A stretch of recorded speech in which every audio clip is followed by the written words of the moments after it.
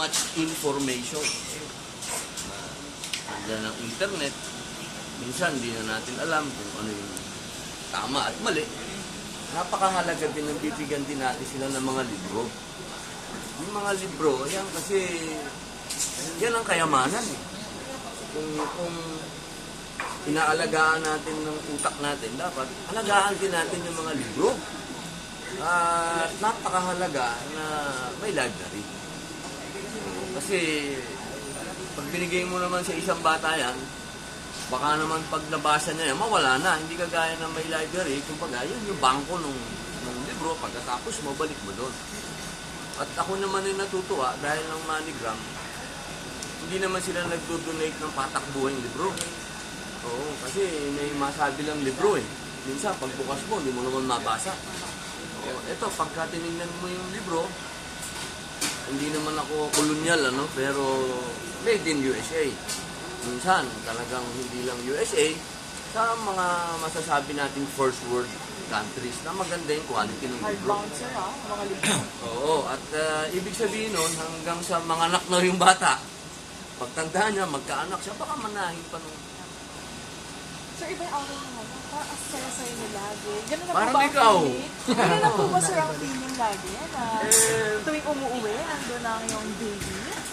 Walang pinakamasaya sa edad na to, 47. Yung meron kang paslit.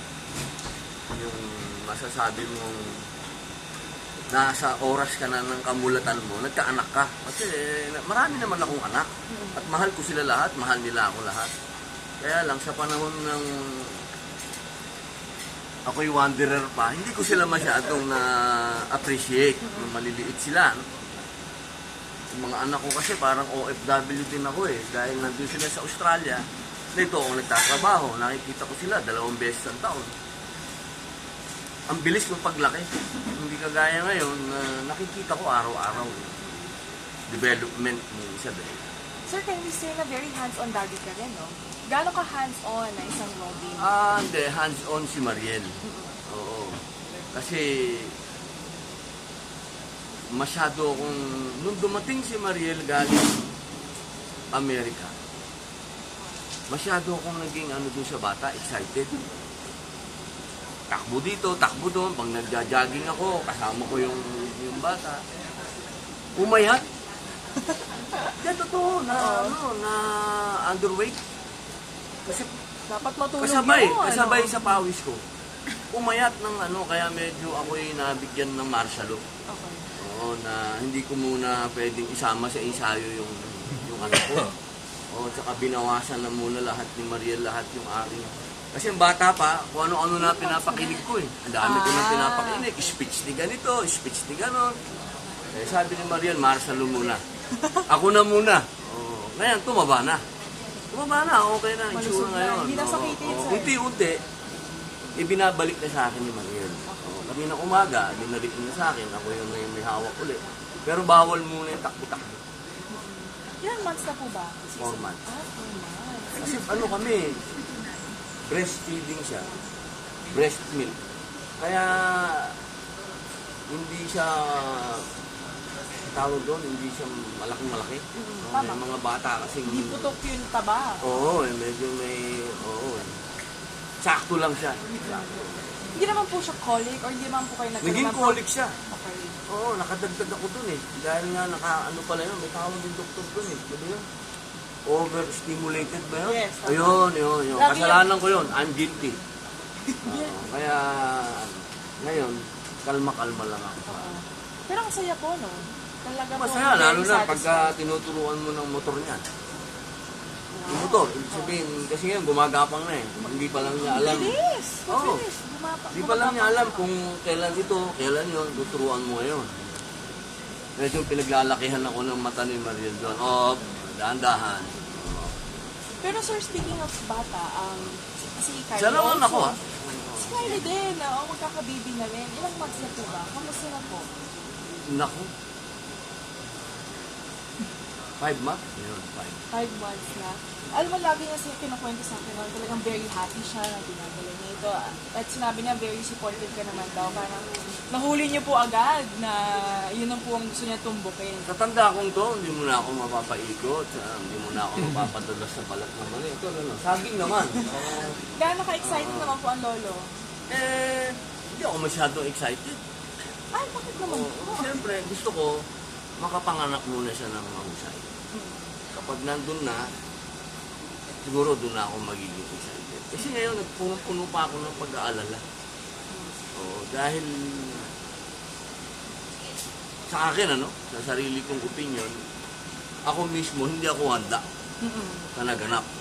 Bagamat siya nasa edad na, maramang siya handa, pero ako, hindi ako handa. Ang alam ko kasi si Queenie yung buntis eh. Parang dalawang nagkasabay eh. Medyo okay naman. Gusto ko lang one at a time.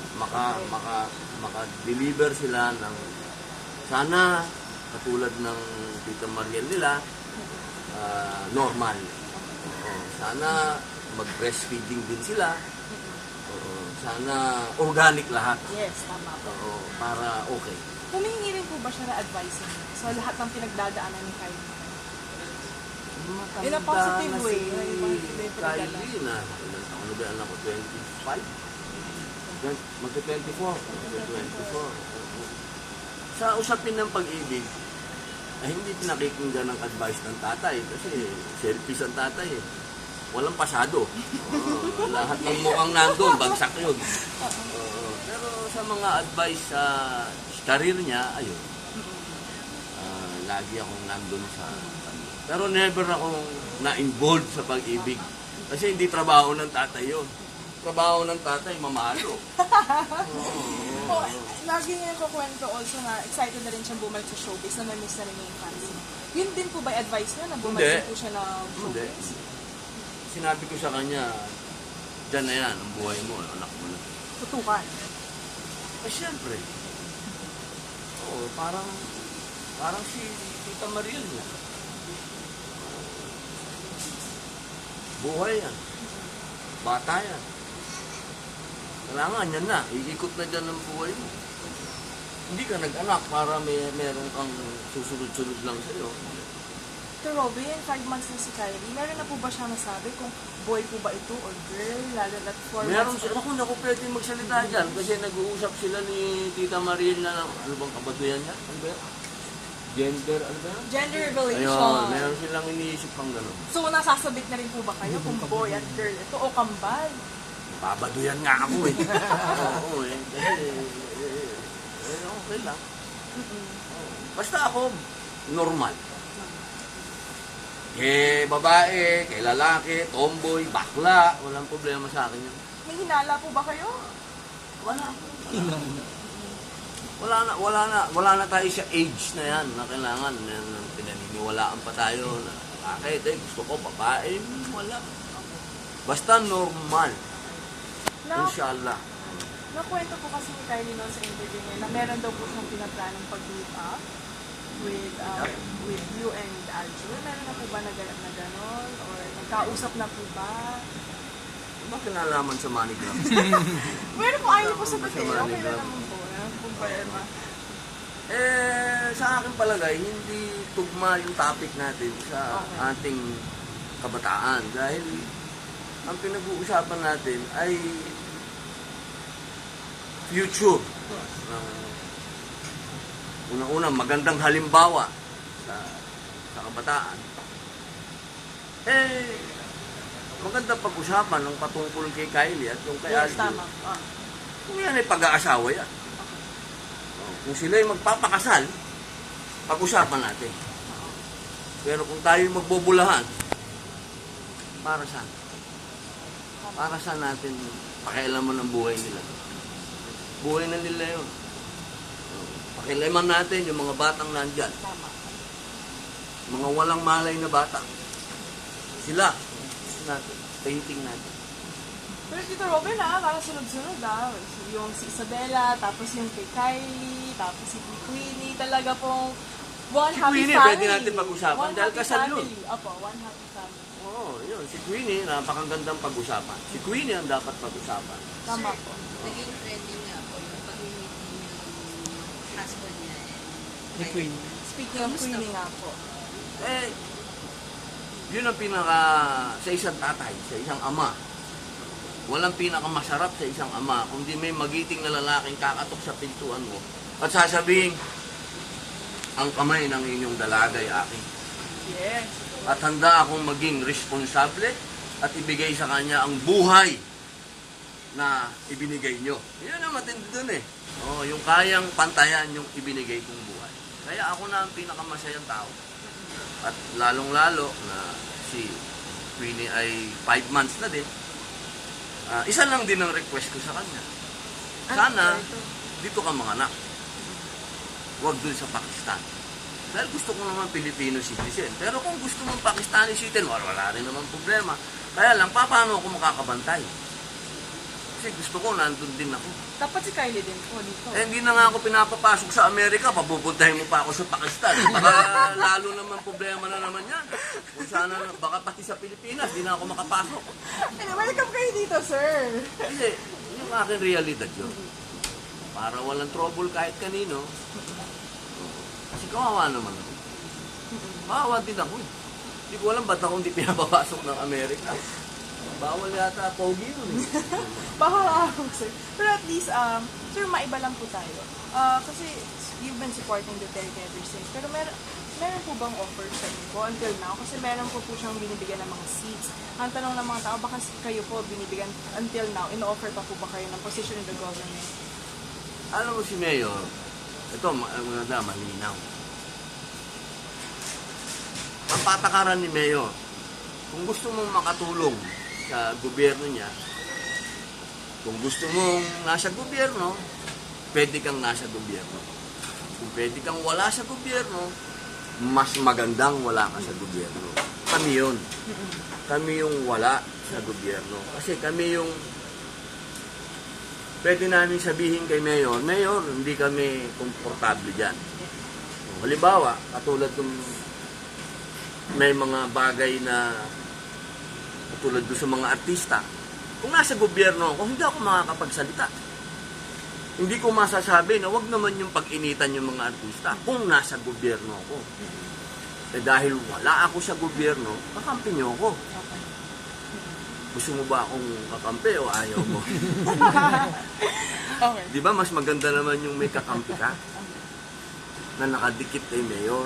Di ba? Kasi kawawa ang showbiz, tol. Tandaan natin, kawawa ang showbiz. Wala na nga tayong boses sa showbiz eh. Sana nga, magkaisa tayo at magkaroon din tayo ng boses. Lagi na lang tayong pinag-iinitan. Tax! Tapos tayo sa tax. Ngayon, drugs naman. Kawawa naman tayo. Sige po. Thank you. Robin, curious lang ako dun sa kwento mo kanina yung tinitrain yung anak mo. Bakit?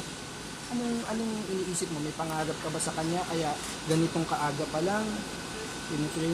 Hindi naman, kasi... Kaya tinuturuan mo mag-crawl, diba? As Oo, early as Lord. Parang military ba yun? Hindi naman. Kasi challenge yun sa mga anak ko dahil ako 8 months naglakad na ako. Galing. Oo.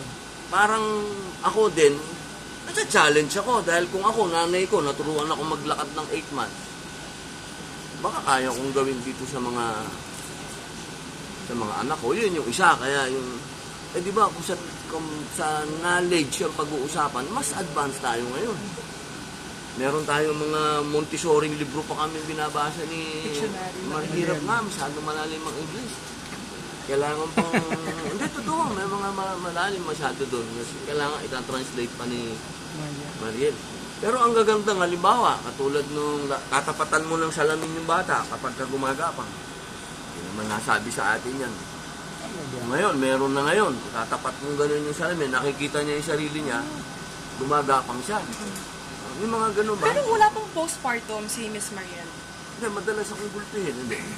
Kasi si Rufo May nagkaroon ng postpartum po eh. Lahat yata ng babae meron. Ako nagkaroon. Siguro. Meron siya. Nagkaroon siya. Picture. Tapos na? Okay. Sige May po. isa pa ako. Sige po. May mahilig ka bang magbasa? At kung oo, ano yung mga klase ng librong binabasa mo? Buhay ng mga bayani. Ganun. Pero ngayon, yung Montessori. Para sa ano? Oo, bakit? Kasi nandun galing. Galing doon. Thank you. Dapat nga, mga bata. Sir Robin,